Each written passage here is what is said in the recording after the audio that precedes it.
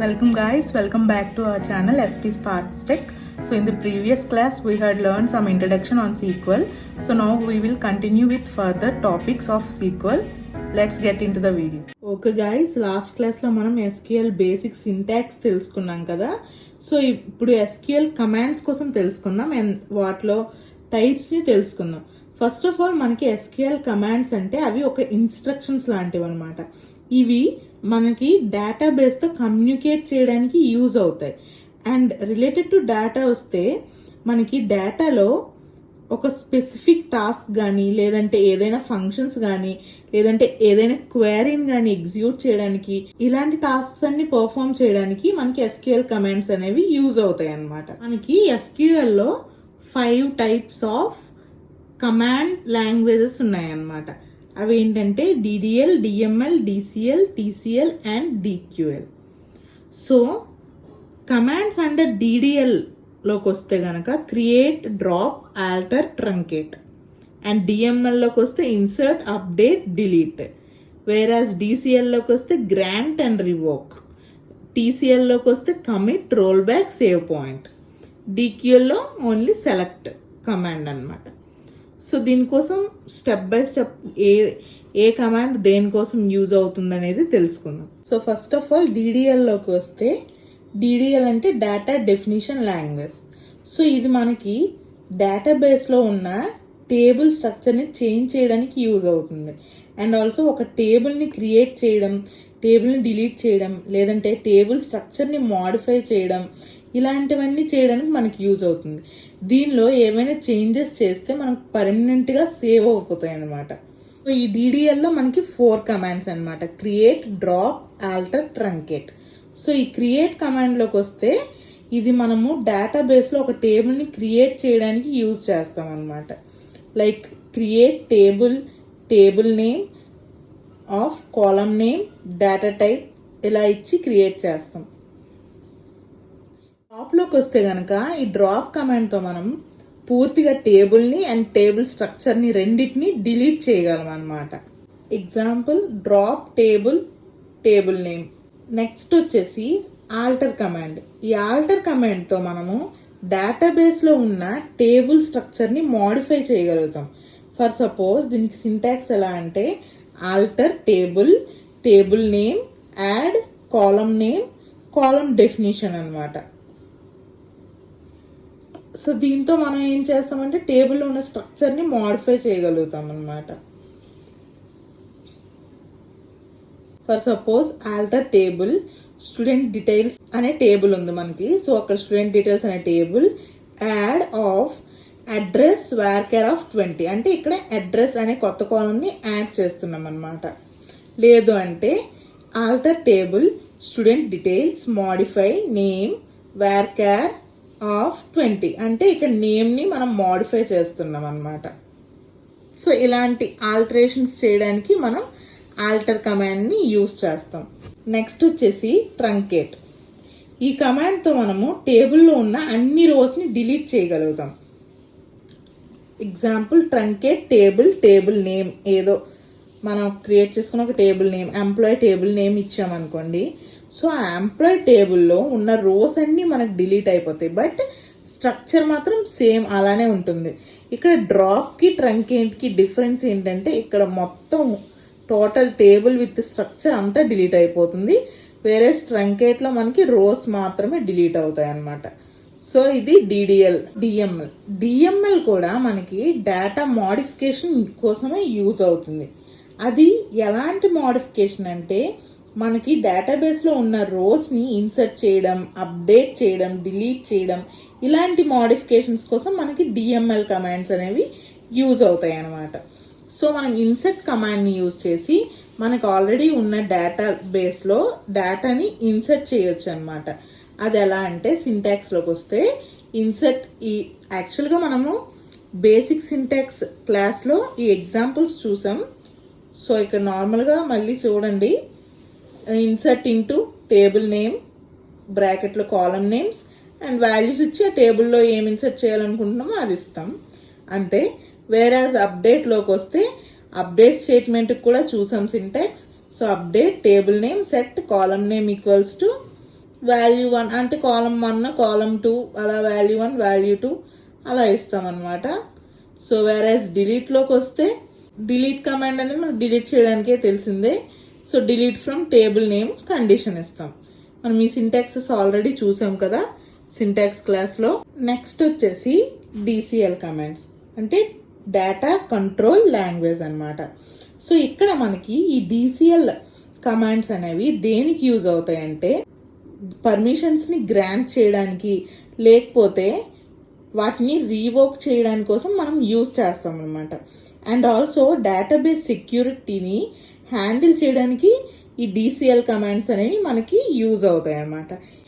గ్రాంట్లోకి వచ్చేసి మనము ఒక డేటాబేస్ యూజర్కి డేటాబేస్లో ఉన్న సెర్టైన్ ఆపరేషన్స్కి యాక్సెస్ ప్రివిలేజెస్ని ఇస్తామన్నమాట. అంటే కొన్ని ఆపరేషన్స్ వాళ్ళు పర్ఫామ్ చేయడానికి మనం పర్మిషన్ ఇస్తామన్నమాట. సో దానిలో for example grant select update on my table to some user comma another user అన్నమాట. సో ఇక్కడ మనకి సమ్ యూజర్ అండ్ అనదర్ యూజర్కి మై టేబుల్లో సెలెక్ట్ అండ్ అప్డేట్ ఆపరేషన్స్కి పర్మిషన్స్ ఇస్తున్నాం అనమాట. అంటే గ్రాంట్ పక్కన సెలెక్ట్ అండ్ అప్డేట్ ఇచ్చాం కదా, సో ఆ ఆపరేషన్స్కి మనం పర్మిషన్స్ ఇస్తున్నాం అని అర్థం అనమాట. నెక్స్ట్ వచ్చేసి రీవోక్. ఈ రీవోక్ కమాండ్తో మనం ఒక డేటాబేస్ యూజర్ నుండి ఉన్న పర్మిషన్స్ని తీసుకుంటుందన్నమాట. అంటే ఫర్ సపోజ్ సింటాక్స్ చూడండి, revoke select update on my table from user 1 user 2 అని ఇచ్చాం. ఇక్కడ యూజర్ 1 అండ్ యూజర్ 2 నుంచి మై టేబుల్లో ఉన్న సెలెక్ట్ అండ్ అప్డేట్ ఆపరేషన్స్కి పర్మిషన్స్ని తీసుకొస్తుంది అనమాట. అంటే అక్కడ చేసిన ఆపరేషన్స్ యొక్క డేటాని మనకి తీసుకొస్తుంది మన టేబుల్కి. డిసిఎల్ కమాండ్స్ అనేవి మనకి పర్మిషన్స్ని గ్రాంట్ ఆర్ రీవోక్ చేయడానికి యూజ్ అవుతాయి అన్నమాట. నెక్స్ట్ వచ్చేసి టీసీఎల్ కమాండ్స్ అన్నమాట. అంటే ట్రాన్సాక్షన్ లాంగ్వేజ్. సో ఇవి మనకి డేటాబేస్లో ఉన్న ట్రాన్సాక్షన్స్ని కంట్రోల్ చేయడానికి యూజ్ అవుతుంది. అండ్ ఆల్సో మనకి డేటాబేస్లో ఉన్న చేంజెస్ని కంట్రోల్ చేయడానికి కూడా మనకి చాలా యూజ్ అవుతుంది. సో ఇందులోకి వచ్చేసి మనకి commit, roll back, save point అని 3 కమాండ్స్ ఉన్నాయన్నమాట. ఫస్ట్ ఆఫ్ ఆల్ కమిట్కి వచ్చేస్తే కమిట్ కమాండ్తో మనం డేటాబేస్లో ఉన్న ట్రాన్సాక్షన్ని పర్మనెంట్గా సేవ్ చేసుకోగలుగుతాం అనమాట. For suppose delete from customers wear age equals to 25 అని ఇచ్చి కింద కమిట్ కమాండ్ ఇచ్చాను అనమాట. సో ఇక్కడ ఏమవుతుందంటే డిలీట్ ఆపరేషన్ని పర్ఫామ్ చేసి అది పర్మనెంట్గా సేవ్ చేయగలుగుతుంది అనమాట. ఇంకా నెక్స్ట్ వచ్చేసి రోల్ బ్యాక్. ఇక్కడ రోల్ బ్యాక్ కమాండ్తో మనం డేటాబేస్లో ఉన్న ట్రాన్సాక్షన్స్ని అండు చేయగలుగుతాం. అంటే బ్యాక్ 1 స్టెప్ బ్యాక్ చేయగలుగుతాం అనమాట. కానీ ఆ చేంజెస్ని సేవ్ చేయలేం. సో దీనికి ఎగ్జాంపుల్గా ఏంటంటే, సో ఇందాకదే చూసుకుందాం, అక్కడ కమిట్ ప్లేస్లో రోల్ బ్యాక్ పడదాం. సో ఇక్కడ డిలీట్ ఆపరేషన్ పర్ఫామ్ చేసి కానీ ఆ ఆపరేషన్ని సేవ్ చేయలేదు. అక్కడికి ఇక్కడికి తేడా ఏంటంటే ఇక్కడ కమిట్ కొట్టేశాను, కమిట్ కొట్టేస్తే మరి అండు అవ్వదన్నమాట. సో వేరాజ్ ఇక్కడ రోల్ బ్యాక్ చేసుకుంటే అండు అవుద్ది, అంటే సేవ్ అవ్వలేదు. నెక్స్ట్ వచ్చేసి సేవ్ పాయింట్. ఈ సేవ్ పాయింట్ కమాండ్తో మనం ట్రాన్సాక్షన్స్ని సర్టెన్ పాయింట్ వరకు రోల్ బ్యాక్ చేయగలుగుతాం అనమాట. కానీ ఆ ట్రాన్సాక్షన్ని అండు చేయలేం. ఫర్ సపోజ్ ఎక్కడో ఒక దగ్గర మనం save point, my save point అని రాసుకున్నాం. సో ఒక సేవ్ పాయింట్ని సెట్ చేయడం వరకు ట్రాన్సాక్షన్ని రోల్ బ్యాక్ చేయగలుగుతాం. సేవ్ పాయింట్కి వచ్చిన పాయింట్ వరకు మాత్రమే. అంటే ఇప్పుడు నేను ఇక్కడ రాసుకున్నాను save point, my save point అని. సో ఫస్ట్ నాకు ముందు ఒక కోడ్ ఉంది, తర్వాత ఈ కమాండ్ నేను ఇచ్చాను ఇక్కడ. సో నెక్స్ట్ ఇంకో కమాండ్ రాస్తాను, ఇంకో కొంత బ్లాక్ ఆఫ్ కోడ్ రాస్తాను. అందులో ఏదో ఎర్రర్ ఉంది, నేను తీసేయాలనుకుంటున్నాను. సో వెంటనే అక్కడ మనం రోల్ బ్యాక్ కమాండ్ యూజ్ చేసుకుంటూ బ్యాక్కి ఎక్కడ వరకు అయితే సేవ్ పాయింట్ పెట్టుకున్నామో అక్కడికి వచ్చేస్తాం అన్నమాట. సో ఈ ట్రాన్సాక్షన్ కంట్రోల్ కమాండ్స్ అనేవి ఇలా యూజ్ అవుతాయి అన్నమాట. ఫైనల్గా డిక్యూఎల్ డేటా క్వరీ లాంగ్వేజ్. ఈ డిక్యూఎల్లో ఉండేది మనకి ఒకే ఒక్క command, that is select command. ఇదే SQLలో మెయిన్ కమాండ్, అంతేగా. సో ఇది దేనికి యూజ్ అవుతుందంటే ఆల్రెడీ డిస్కస్ చేసాం మనం, డేటాబేస్ నుండి డేటా రిట్రైవ్ చేయడానికి యూజ్ అవుతుంది, అండ్ ఆల్సో డేటాబేస్లో ఉన్న డేటాని సెలెక్ట్ చేయడానికి యూజ్ అవుతుంది, అండ్ ఆల్సో ఈ సెలెక్ట్ స్టేట్మెంట్తో పాటుగా మనం ఇవి కూడా, ఈ కమాండ్స్ కూడా యూజ్ చేయొచ్చు అనమాట.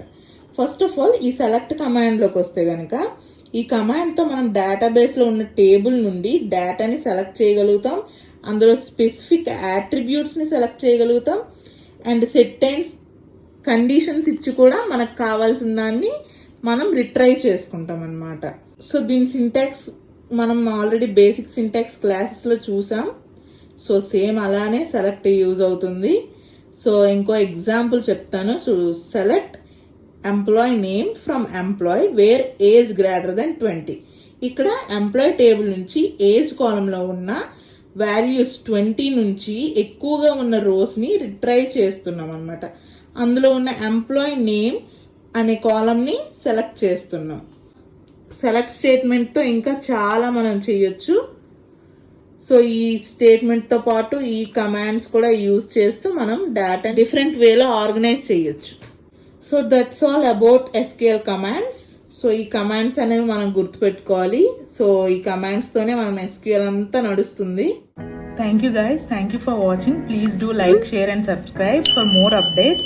If you have any doubts, please mention in the comment section and always feel free to give any suggestions. Thank you.